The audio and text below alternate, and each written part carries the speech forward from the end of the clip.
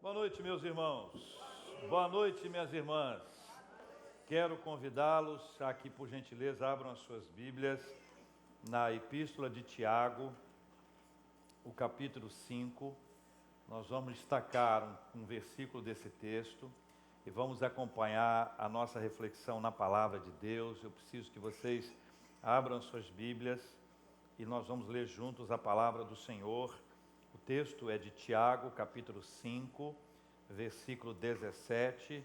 Nós encerramos hoje uma série de mensagens dentro da temática Recarregar, e na semana que vem, já fortalecidos espiritualmente, nós começaremos uma nova série, a partir de quinta-feira que vem, a série Alegria, durante todo o mês de fevereiro à noite, 8 horas, quinta-feira, 8 horas, a gente vai estar falando sobre alegria a partir de quinta-feira que vem. Tiago capítulo 5, versículo 17, diz a Bíblia: Elias era homem semelhante a nós, sujeito aos mesmos sentimentos, e orou com instância para que não chovesse sobre a terra. E por quantos anos não choveu? 3 anos e 6 meses. Olha a precisão desse dado. Vamos ler de novo juntos agora? Elias era homem semelhante a nós, sujeito aos mesmos sentimentos. O que ele fez? E orou com instância. Para quê? Para que não chovesse sobre a terra, e por 3 anos e 6 meses não choveu. Ao falar sobre oração, Tiago, inspirado pelo Espírito Santo, se lembra de Elias. Isso já é algo que coloca o profeta Elias num lugar especial, porque Tiago é meio irmão de Jesus. Tiago conheceu Jesus, Tiago conheceu os outros discípulos, Tiago conheceu o apóstolo Paulo, Tiago conheceu mulheres de Deus, homens de Deus, e ao falar sobre oração, o nome que ele se lembra é o nome de Elias. Ele está num contexto descrevendo a oração, a importância da oração na vida da igreja. Na sua oração, no seu texto, ele fala sobre a oração pela cura, ele fala sobre essa ação de Deus através da nossa oração, que nós clamamos ao Senhor, a intervenção de Deus. E ao citar a oração, ao citar a importância da oração, ele se lembra de alguém que ora. E quando alguém ora, veio à cabeça dele, inspirado pelo Espírito Santo, a figura de Elias. Eu quero começar fazendo a você uma pergunta. Quando a pessoa se lembra de você, do que ela se lembra? Quando nós nos lembramos de alguém, do que nós nos lembramos desse alguém? Quando você pensa em uma pessoa correta e justa, você pensa em quem? Quando você pensa em uma pessoa honesta, uma pessoa que trabalha muito, uma pessoa que se empenha, uma pessoa que se doa, uma pessoa generosa, uma pessoa que tem liberalidade, sabe? Essas coisas. Cada uma delas talvez venham pessoas à nossa mente. Algumas talvez venham a mesma pessoa várias vezes, em razão da figura que ela é, a importância que essa pessoa tem para a nossa vida. Quando se fala de oração, para Tiago, uma figura que se destaca entre tantas outras é de Elias. E ele fala sobre Elias, ele apresenta a figura de Elias, e esse termo que ele utiliza aqui, que é importante da gente entender, que ele fala sobre a importância da oração, diz que Elias era uma pessoa de oração, mas ele faz uma observação muito importante sobre Elias. Olha o texto aí, tudo está na Bíblia. Elias era homem, leia de novo, Elias era homem semelhante a nós. E é curioso isso, porque no termo original, o sentido do termo original, é que Elias era sofredor semelhante a nós. Essa é a tradução literal. Elias era sofredor semelhante a nós. Aí o que eu fiz? Eu fui para a história de Elias, e quero que você vá junto comigo. Primeiro livro de Samuel, no capítulo 17. Aliás, primeiro livro dos reis. Eu falei o quê? Samuel ou eu falei reis? Eu falei Samuel, mas é reis. Primeiro livro dos reis, capítulo 17. E a gente vai ver uma coisa muito importante, porque eu queria entender até que ponto Elias era um sofredor semelhante a nós, para a gente entender o que é isso, para poder aplicar a nossa vida, entendeu? Então Elias era um homem sofredor semelhante a nós. Era uma pessoa que sofria, um sofredor semelhante a nós. Veja o que diz o capítulo 17. Começa a história de Elias aqui no capítulo 17. É importante que a gente veja que ele tem uma descrição muito importante, né? Nós vamos encontrar Elias predizendo a estiagem e a chuva, é o texto que aqui está. Nós vamos ver que Elias foi sustentado por pássaros que levaram para ele pão e carne. Nós vamos testemunhar aqui no texto, ainda no capítulo 17, um milagre extraordinário que aconteceu aqui com a viúva de Sarepta, uma oportunidade dele ver a mão generosa de Deus e a graça dele. Na sequência disso, a partir do capítulo 18, Elias se apresenta diante de Acabe, o rei Acabe que quer vê-lo, e o rei Acabe diz que Elias é o perturbador de Israel, e Elias diz que perturbador é ele, que se afastou de Deus. Na sequência desse texto, você conhece bem essa história, no capítulo 18, a partir do versículo 20, Elias se encontra com os profetas de Baal, foi o desafio que ele fez a Acabe, e são 450 profetas de Baal e mais 400 profetas que comiam da mesa de Jezabel. Esses 850 é um desafio extraordinário. A história bíblica é maravilhosa, porque ele fez um desafio, montou um altar e disse para eles: olha, clamem a Baal para que ele mande fogo do céu. E ele aguardou. E os profetas de Baal clamaram. E a história é curiosa, porque eles se rasgam, eles se ferem, na expectativa de que por sacrifício, pelo sacrifício deles, Baal derrame fogo naquele altar que ali estava. Passa o tempo, fogo nenhum cai. Na sequência disso, o profeta manda que seja aguado, jogue bastante água, e ele clama a Deus, e o Senhor manda fogo do céu. Como resultado disso, todos os profetas de Baal, ou os que comiam a mesa de Jezabel, são mortos. Na sequência disso, meus irmãos, ele mais uma vez, ele ora, e aqui nós já estamos chegando no finalzinho do capítulo 18, ele ora para que chova. E depois que ele orou, e aí a referência do texto aqui, Deus mandou a chuva. A estiagem gerou a fome. A chuva era um sinal de normalidade. A chuva era um sinal de que o abastecimento voltaria à normalidade, que os cuidados de Deus, a providência de Deus, estavam de volta à casa. Ou seja, ao ler esses textos, eu me perguntei, mas em que momento ele é sofredor semelhante a nós? Porque a descrição que eu faço aqui, desde o capítulo 17 até o capítulo 18, é a descrição de uma pessoa cheia de fé, é a descrição de uma pessoa vitoriosa, é a apresentação de alguém que vive com Deus, que caminha com Deus, que tem intimidade com Ele, que tem experiências profundas com o Senhor. Em que momento, portanto, Elias é alguém semelhante a nós? E a resposta chega para a gente melhor no capítulo 19. Eu quero pedir a você que acompanhe comigo e leia, porque no capítulo 19 acontece um fenômeno bastante importante que vai nos levar a compreender essa realidade que aqui está. Acabe era casado com Jezabel. Jezabel era filha do rei dos Sidônios. Considerando essa hierarquia, ela seria a princesa de Sidom. Ela adorava a Baal e ela trouxe os ídolos dela para o povo de Deus.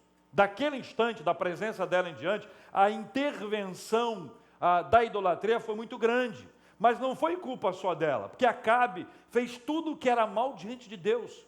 Acabe era um rei que se afastou de Deus completamente. Acabe era alguém que vivia longe de Deus, e a sua atitude para com Deus era atitude que trazia uma repugnância ao Senhor.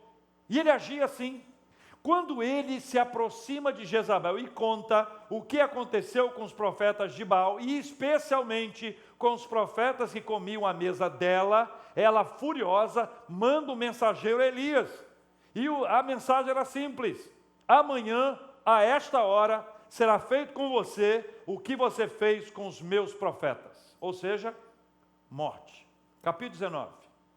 Acabe fez saber a Jezabel tudo quanto Elias havia feito e como matara todos os profetas à espada. Lê o versículo 2 comigo. Então, Jezabel, Elias a dizer-lhe o quê?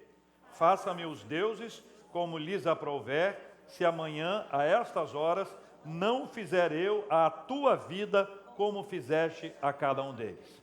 Nessa história agora, Elias, depois dessa experiência extraordinária, se vê num lugar que é esse lugar que se assemelha a esse ponto que Tiago traz, dizendo que é uma pessoa sofredora como nós. Veja o que diz o versículo 3. Leia comigo, por gentileza.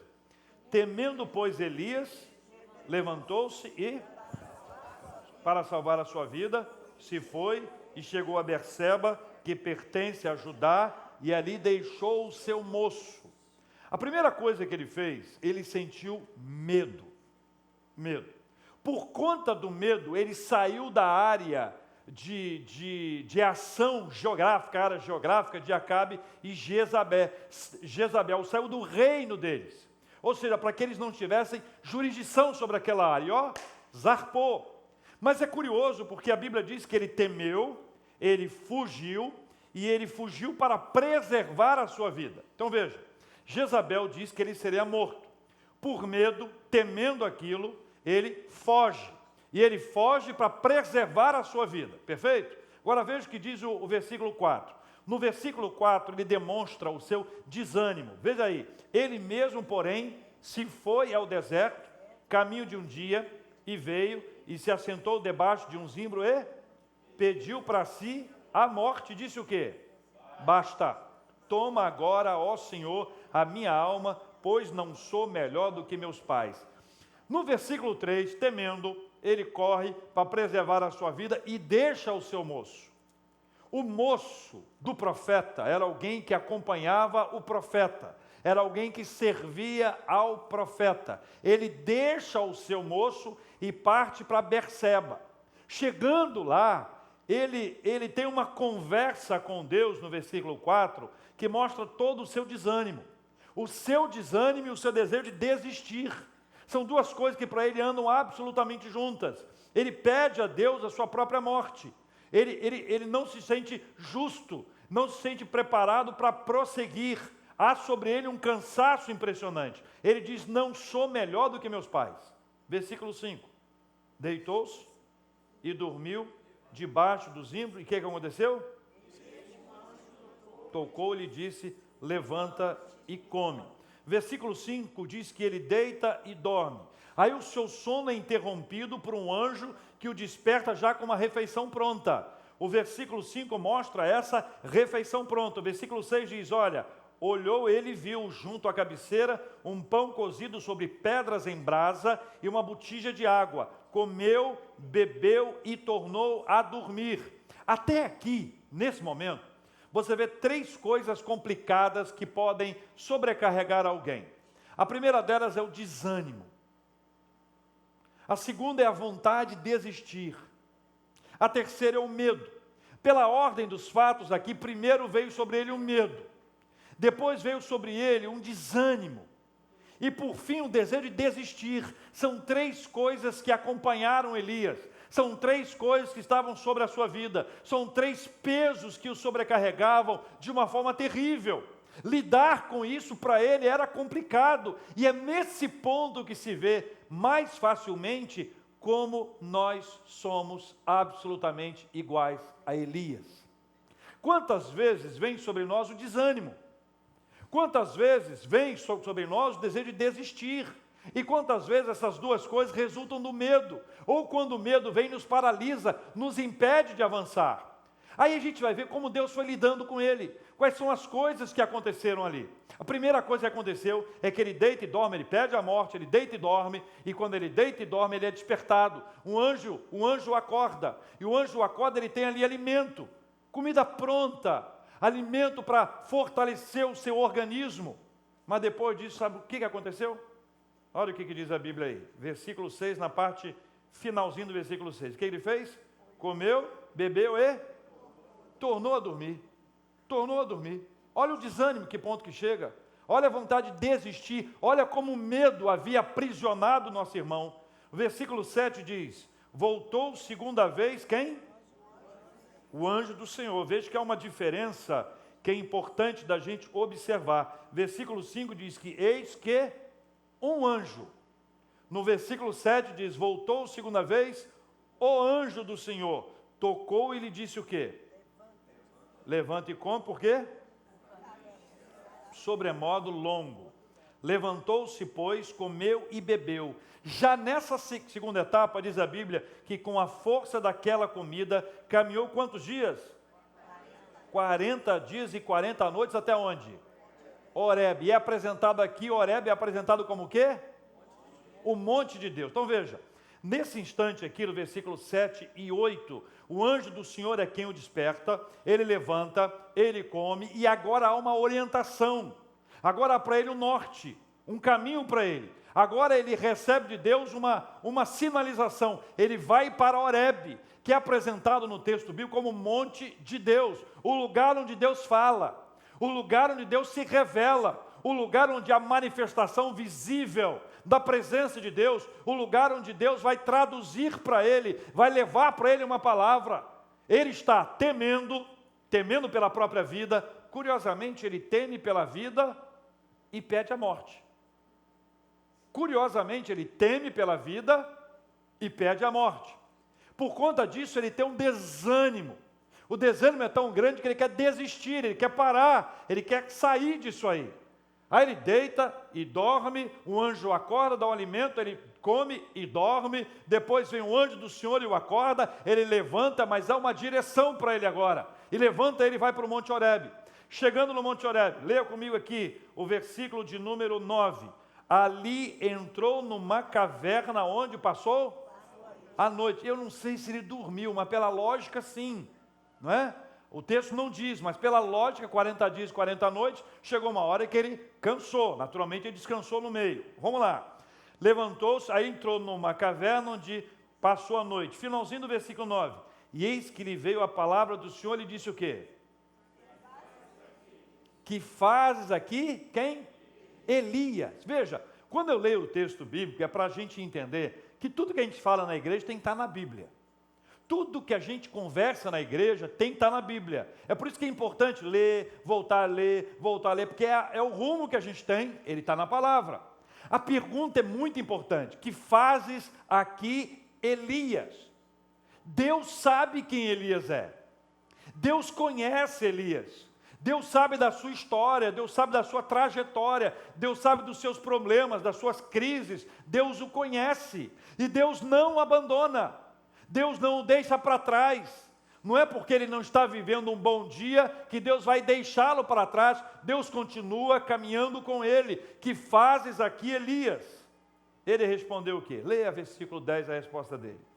Tenho sido zeloso pelo Senhor, Deus dos exércitos, porque os filhos de Israel deixaram a tua aliança, derribaram os teus altares. Fizeram mais o quê?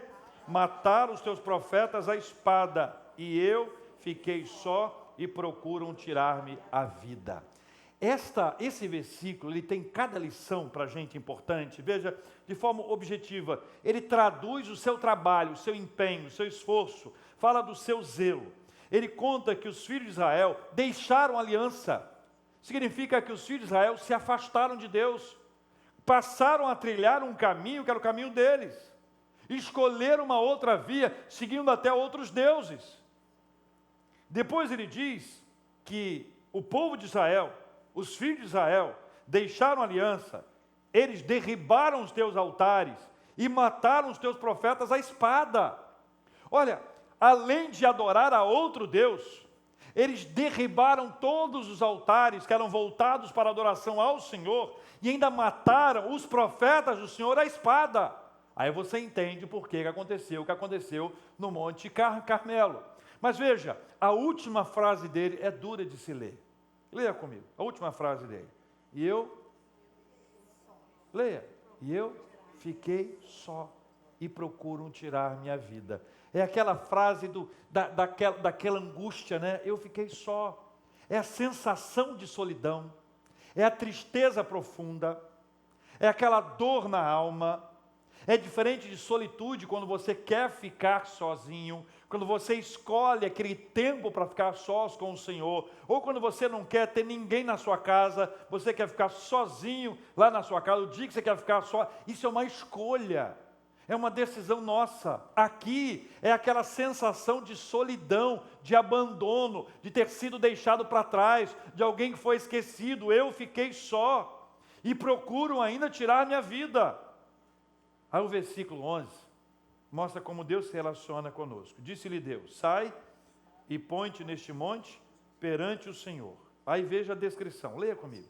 Eis que passava o Senhor, e um grande e forte vento fendia os montes e despedaçava as penhas, as rochas diante do Senhor, porém o Senhor não estava no vento. Veja, ele começa a ver uma série de manifestações extraordinárias. Deus começa a conversar com ele e aparece um vento que quebra a pedra, sacode de lá para cá, e a Bíblia diz que o Senhor não estava ali. Depois do vento vem o quê? Leia comigo. Depois do vento vem o terremoto. E qual foi a resposta em relação a isso? Mas o Senhor não estava no terremoto. Depois do terremoto veio o quê? Fogo. Mas o Senhor não estava no fogo. Então primeiro veio o quê? Vento forte. Depois veio o quê? Terremoto. Depois veio o quê? O fogo. Em nenhuma dessas ações extraordinárias o Senhor estava. Mas no finalzinho vem assim: e depois do fogo o que veio? Um cicio tranquilo e suave. Versículo 13. Ouvindo Elias, envolveu o rosto no seu manto e saindo pôs-se à entrada da caverna, e eis que lhe veio uma voz e lhe disse: que fazes aqui, Elias? A primeira vez que isso foi perguntado, Elias estava naquele processo de chegar à caverna, à noite, o Senhor falou com ele, 3 ações aparecem e Deus não estava em nenhuma delas. Na quarta, Deus se revela, Deus se manifesta, e a pergunta é a mesma. E qual foi a resposta?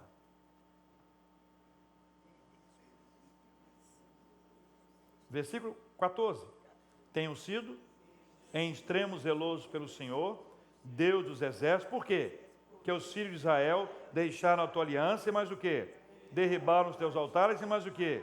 E mataram os teus profetas à espada, e eu fiquei só, e procuram tirar minha vida. A mesma resposta. A resposta dele foi a mesma.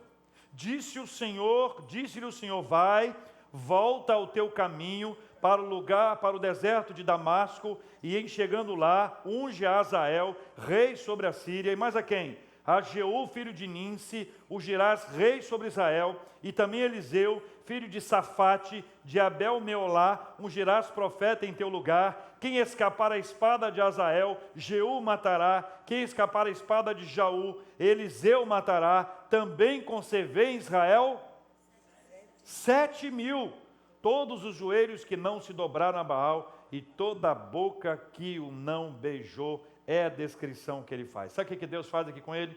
Pergunta de novo, a resposta é a mesma, mas agora Deus lhe devolve a missão. Deus coloca para ele novamente um norte, um caminho. Deus deu a ele um papel, uma missão relevante. Volta, e ele passa a ungir os novos reis, e vai ungir aquele que será o seu sucessor, Eliseu. E começa um processo novo na vida dele. Na hora que ele achou que nada mais aconteceria, quando ele entendeu que era hora de parar, quando o desânimo acometeu, quando veio sobre ele um medo terrível a ponto de paralisá-lo, fazer com que ele quisesse se esconder numa caverna e não quisesse ter contato com mais ninguém, quando ele pede ao Senhor a morte, o Senhor se volta, o Senhor fala com ele, o Senhor se revela a ele, e o Senhor dá a ele uma missão. Cada uma dessas ações o Senhor fez para trazer para a vida de Elias algumas lições importantes que nós queremos aplicar às nossas vidas hoje. São lições bem preciosas para recarregar as forças e vencer o medo, o desânimo e o desejo de desistir. A primeira delas é: não fuja dos seus medos. Não fuja dos seus medos. Quando Elias foge, ele foge de um medo. Ele recebe a notícia pesada e sofrida. Só que o problema é que a fuga de Elias não tirou dele o medo. Se a fuga de Elias tivesse tirado dele o medo, resolveria. Mas a fuga de Elias não tirou dele o medo. Porque quando nós deixamos de enfrentar um problema, nós podemos fugir do problema com medo, mas o problema permanecerá ali.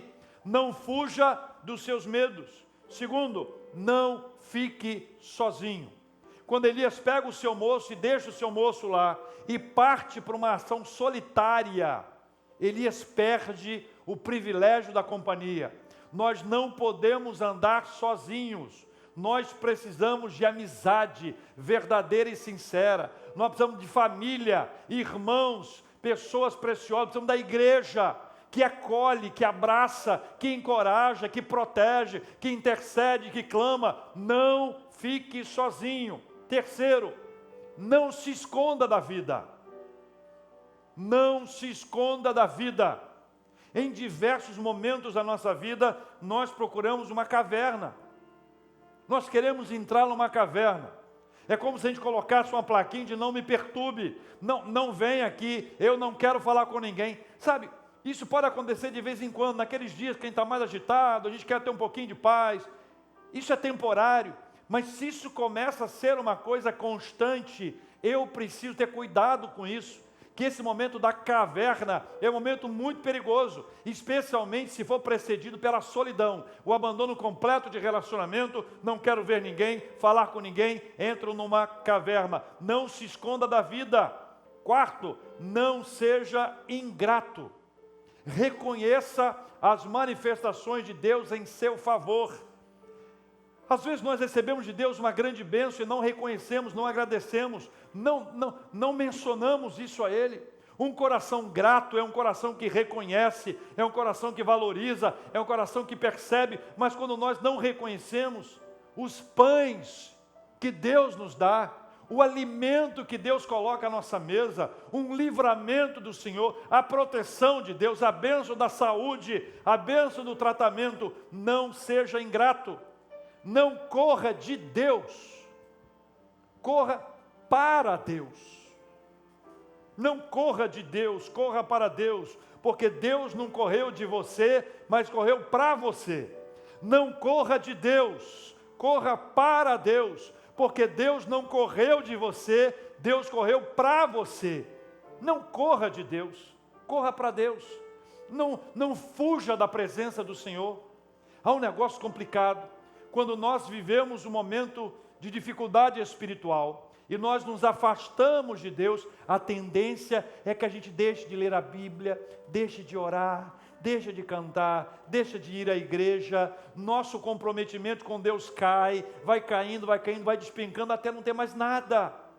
Não corra de Deus, não pare de servir, não pare de trabalhar na casa do Senhor. A obra de Deus tem efeitos terapêuticos. A obra de Deus, ela tem efeitos terapêuticos na nossa vida. Quando Elias recebe de Deus a missão, aquilo é para ele como um gás novo. É uma maneira de Deus recarregar as suas forças, recarregar a sua visão, recarregar o seu olhar. Ele passa a interagir e volta para ungir os reis e prosseguir o seu trabalho, que continuou após aquilo ali. Nós precisamos servir ao Senhor, porque ao servir ao Senhor, na casa do Senhor, isso tem efeitos terapêuticos na nossa vida. Por fim, por último, não se esqueça do poder de Deus. Elias disse 2 vezes, fiquei sozinho. Mas Deus disse para ele, de maneira muito especial, no finalzinho do texto aqui, quando ele vai ler, também conservei Israel 7.000. Ele não sabia do que Deus tinha feito, mas Deus já tinha feito.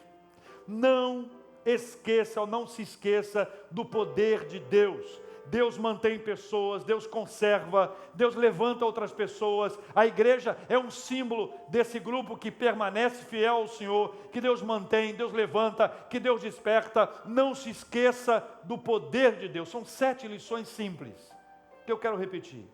Primeira, não fuja dos seus medos. Não fique sozinho. Não se esconda da vida. Não seja ingrato. Não corra de Deus, corra para Deus. Não pare de servir. Não se esqueça do poder de Deus. Eu quero orar, meus irmãos, porque nós precisamos muito disso. Precisamos que essa graça do Senhor venha sobre a nossa vida. Que Deus renove as nossas forças e a nossa fé. Quando nós enfrentamos o nosso medo, enfrentamos o desânimo, ou até desejo de desistir. São crises normais da nossa vida que podem bater à nossa porta, e quando elas batem à nossa porta, o desejo que a gente tem paralisado é de parar com tudo. Mas Deus quer recarregar as nossas forças, renovar a nossa alegria e nos levantar para a obra dEle e para vivermos a vida na presença dEle. Se você quer participar desse momento de oração, desse lugar, vem aqui à frente, enquanto nós estivermos cantando mais uma parte dessa linda canção.